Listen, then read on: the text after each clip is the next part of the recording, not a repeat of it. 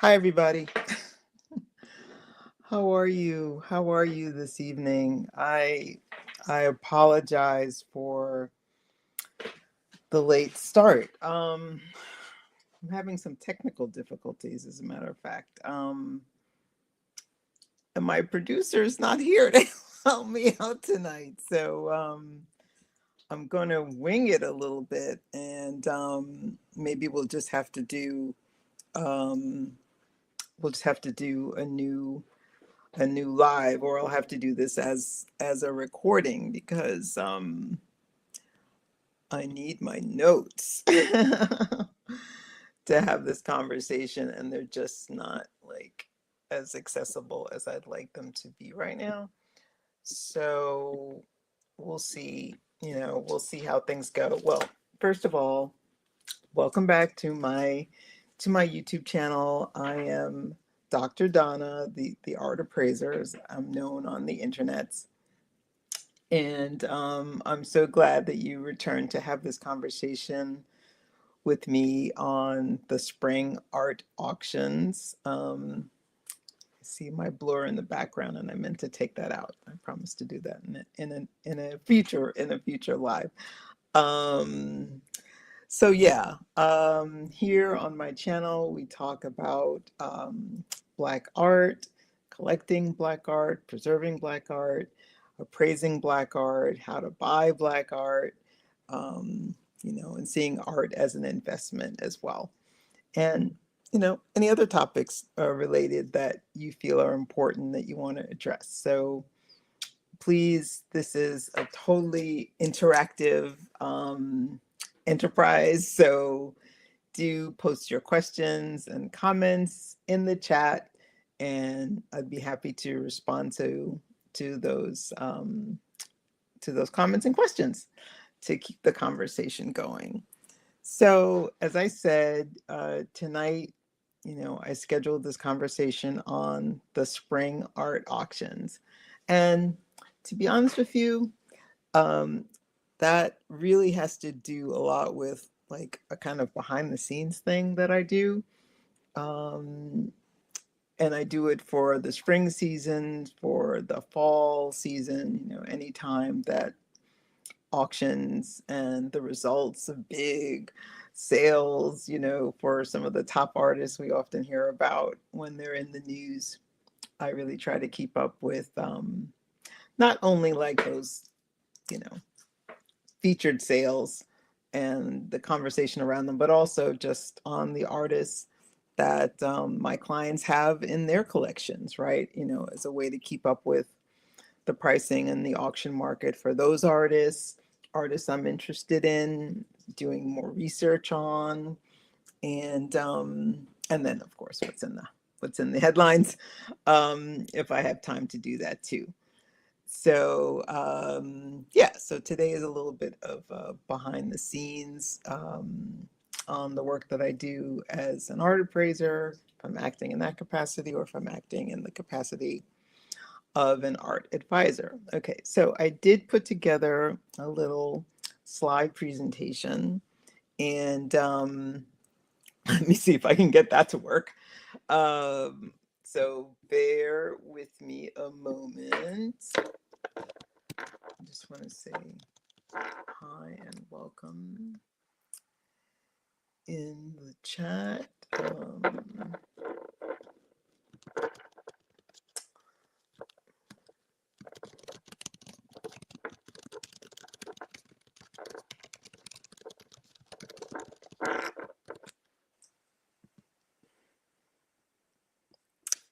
Okay, very good.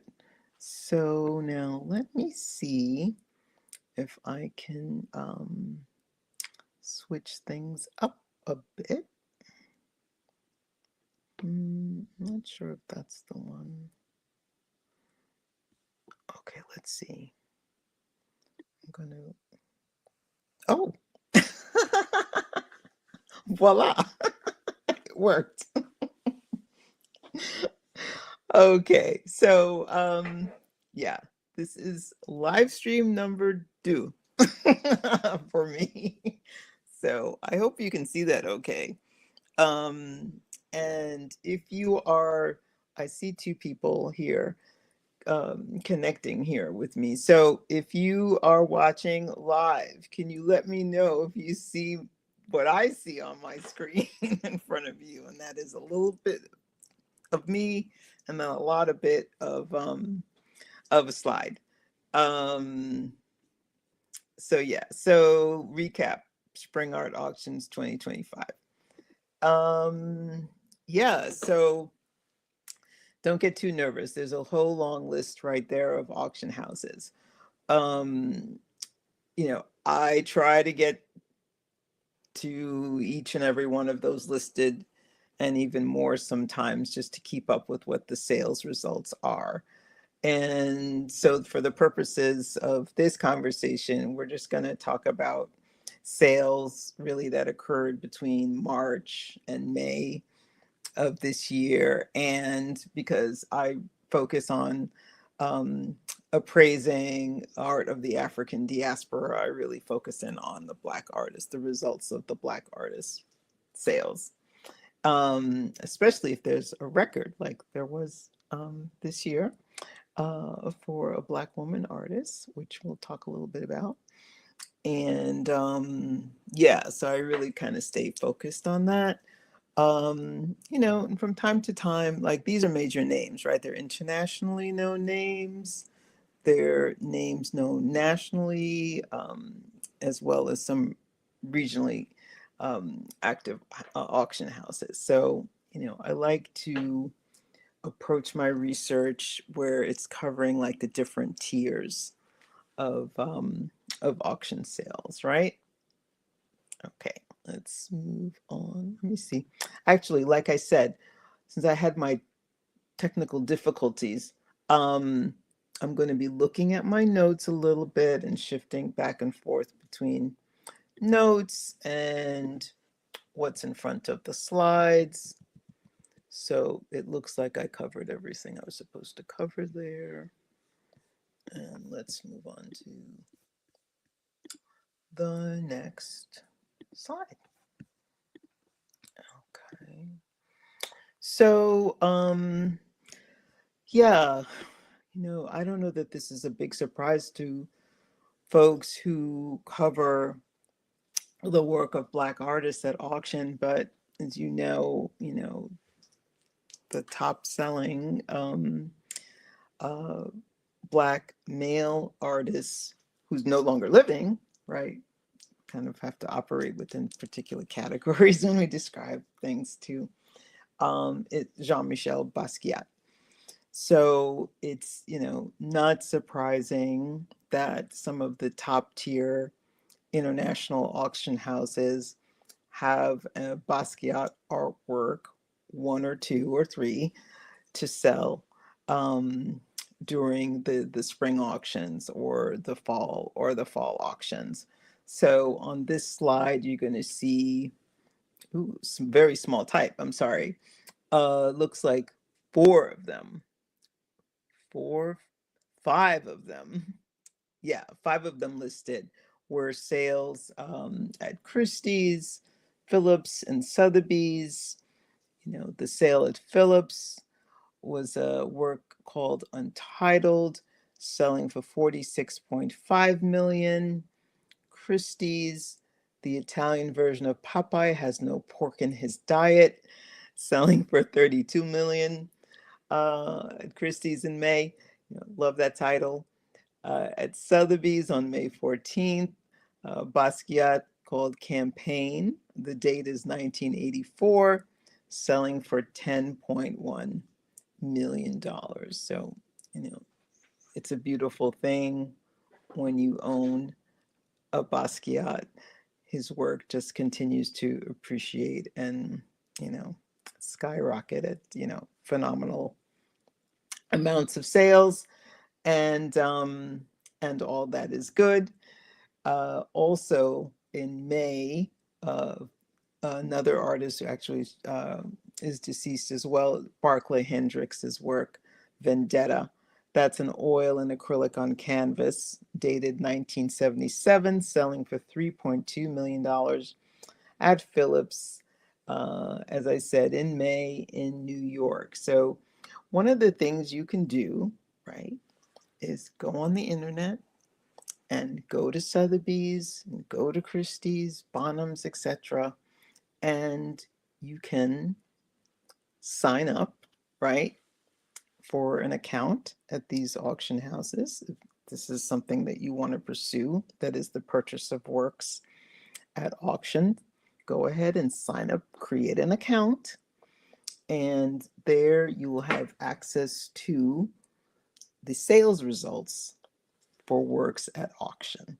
I think for one of these auction houses, you need to have an account to see the sales results, and then another one, you don't need to have an account to see the sales results. It's publicly available on the internet. But go ahead and do that for yourself so you can keep up with your favorite artists. In fact, I want to hear who your favorite artists are, right? I'm just highlighting a few in this conversation, but I want to hear more about the artists' works that you like to look at and want to research more. So again, you should go ahead and do that. The next artist I have listed here, Rashid Johnson, right, who's got this exhibition that I can't wait to see at the Guggenheim Museum in New York. He's got lots of plants, and I'm a plant mama. So I'm really interested in that installation. So in last month at Phillips, one of Rashid Johnson's works, and he's a living, contemporary living artist, for those who are unfamiliar. His work, Anxious Red Painting, September 24th, 2020. It's an oil on linen, dated 2020, sold for $1.4 million, as I said, I think I said before, at Phillips. So you should go and check out the online catalog for Phillips and take a look at that work and, learn a little bit more about it and learn a little bit more about Rashid Johnson's work in general, and go and see his exhibition if you're in New York.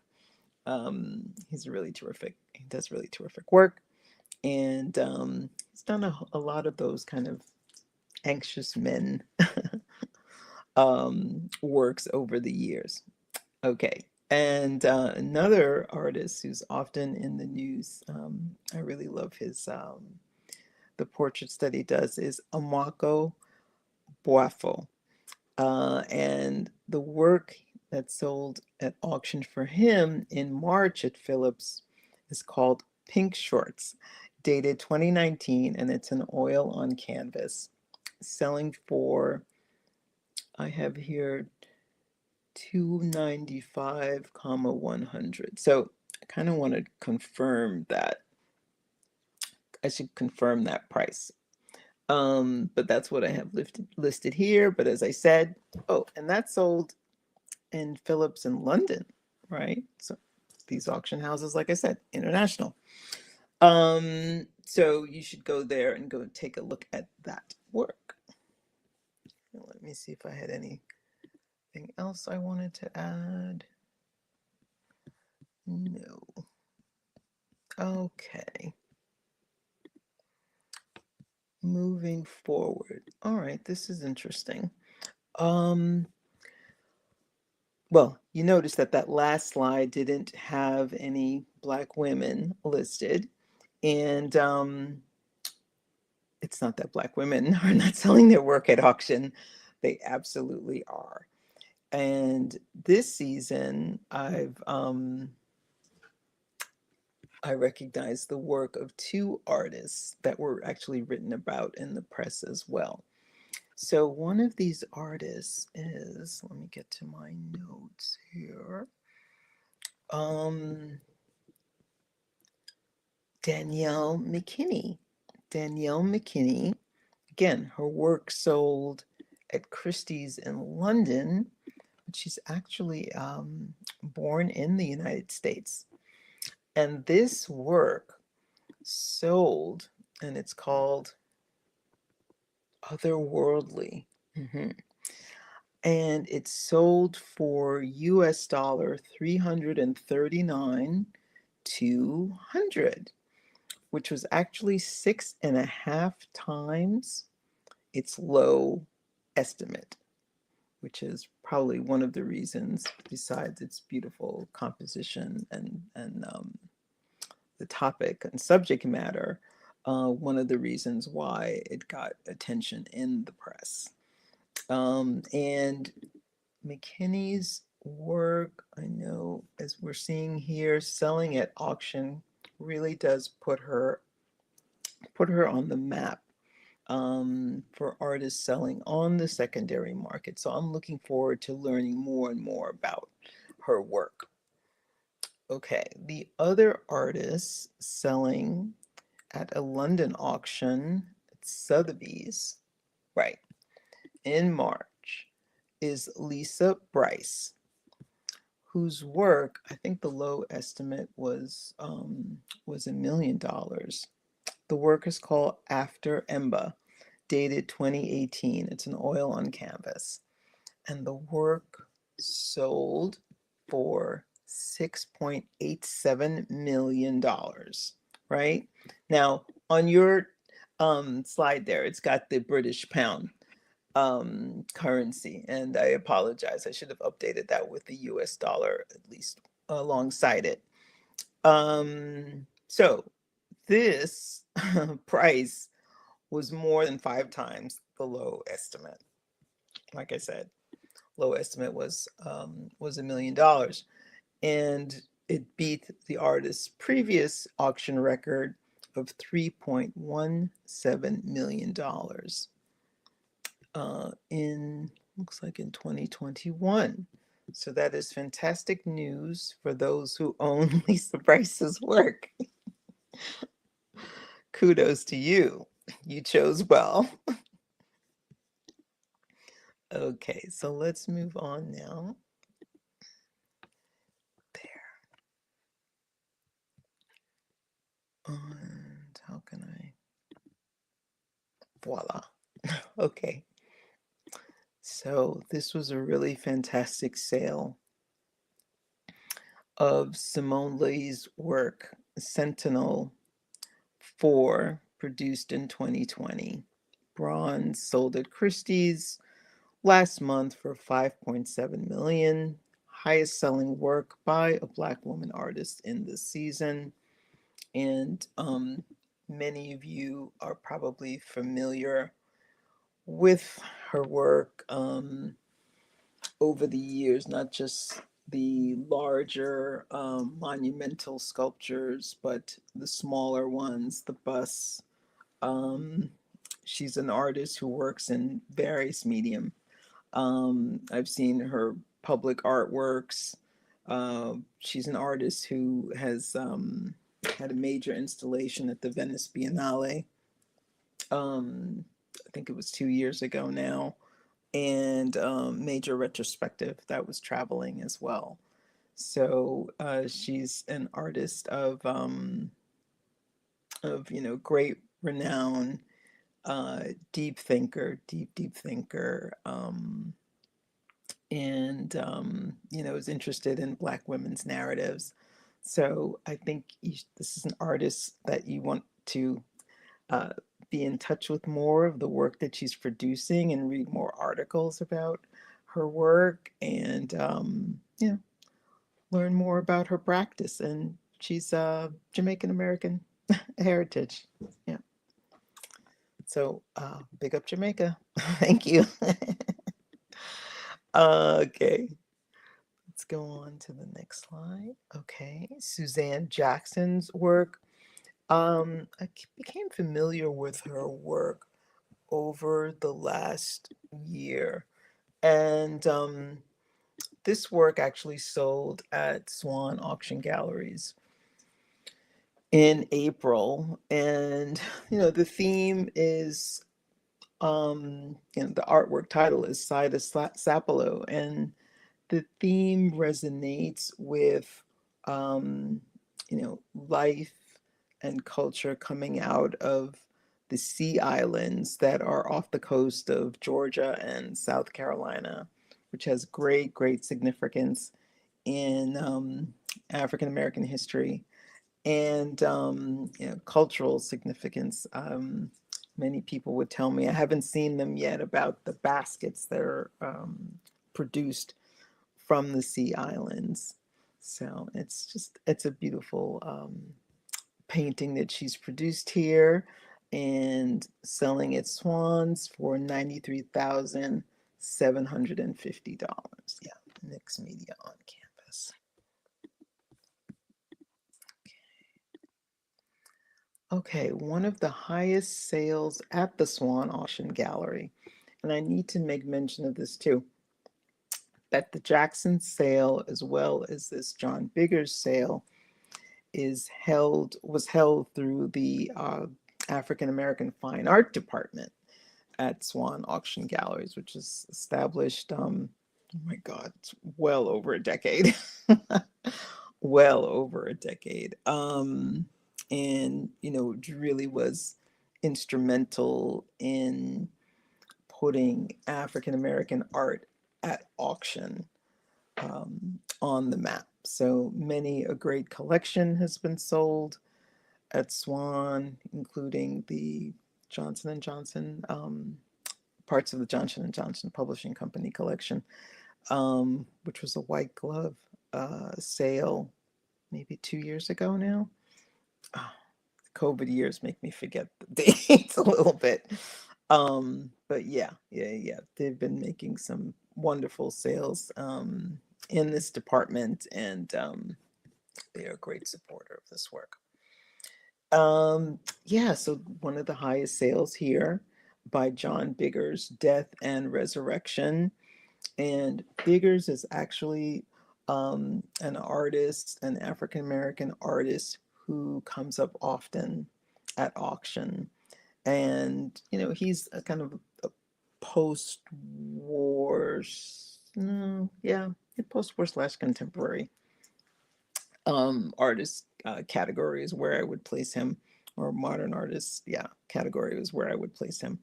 Um, and him, and as well as, I should say, people like Jacob Lawrence and Romare Bearden and Elizabeth Catlett. Many a work has been sold through the Swan's African American Fine Art Department, works by these artists. And they also appear at auction at other auction houses as well. But the point is that they have a strong secondary market. Okay.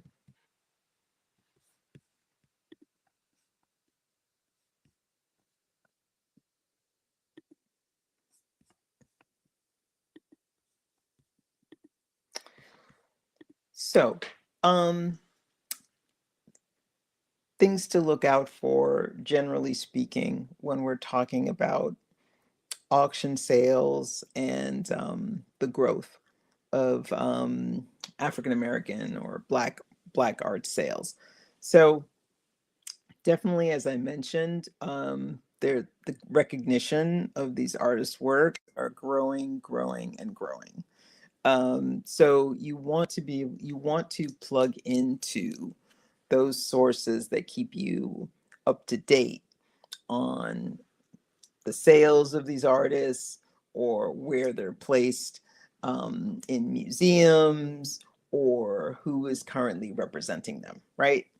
And one of my favorite sources for that information is a website called Culture Type.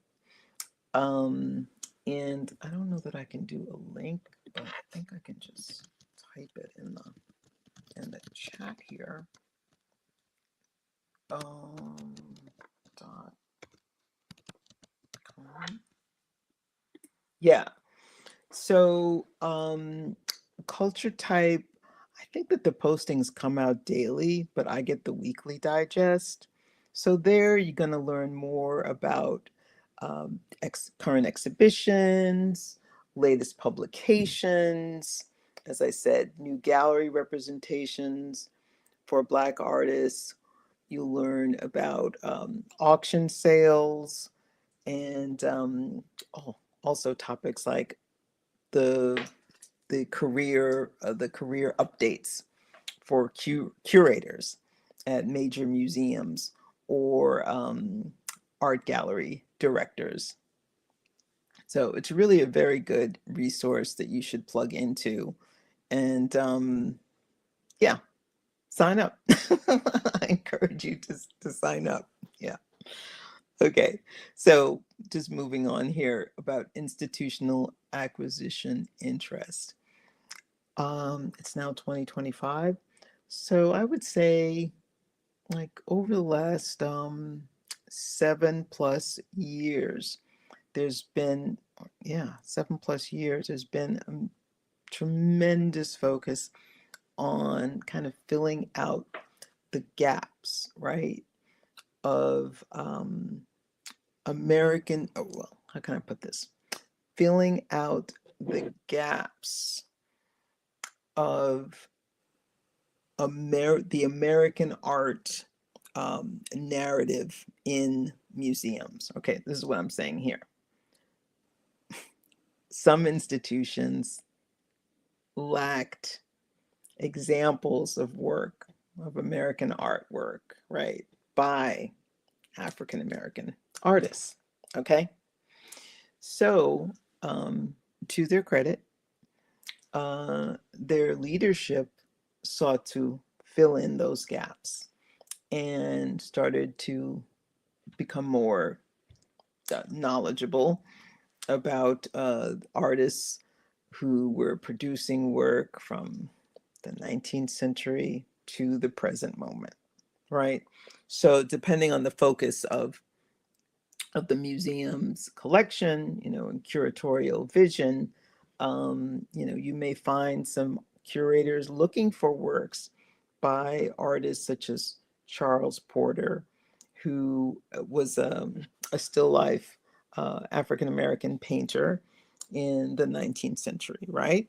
Or looking for landscapes and bucolic scenes by Robert Duncanson, another 19th century African American painter, or looking for works by, let me see. Oh, I have somebody on the top of my tongue, but it just got rid of. I just missed. Looking for, let's say, photography, Black photographers of the Harlem Renaissance era, right? So they'd be looking for Van der Zee's work, for example, or looking for the work of Charles Alston, right, where he and Bearden and Norman Lewis, would have been in conversation, let's say in the 60s, talking about the civil rights movement. So looking at what their art production was during that period of time, what was their focus of their art production, up until the present time, and kind of filling in those gaps. So I still see, institutional interests in African American artists, in Black artists, and I hope that continues to grow in the years to come. And as I mentioned earlier about the strong secondary market, we've just been looking at some examples of that right now, and I mentioned some names on that as well earlier. Okay, great. So also just checking the comments to see if there are any questions here. What are your questions that I can answer about auctions? Have you ever consigned a work at auction? What was that experience like? I hope it was good. I hope it was good experience. I've been to auctions over the years, and it's a really exciting experience. You have to sort of contain yourself. You go with a mission in mind for the works you want to bid on, and just be kind of calm and measured in how you respond, and always think about, well,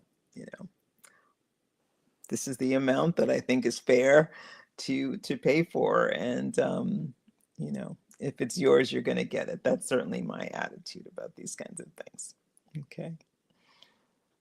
Well, if there aren't any other questions, then I'm going to wrap up this conversation on the spring art auctions, and maybe we can just see this as part one, because I had all these technical issues with seeing my notes. This didn't run as smoothly as I wanted to, but this is just the start of the conversation.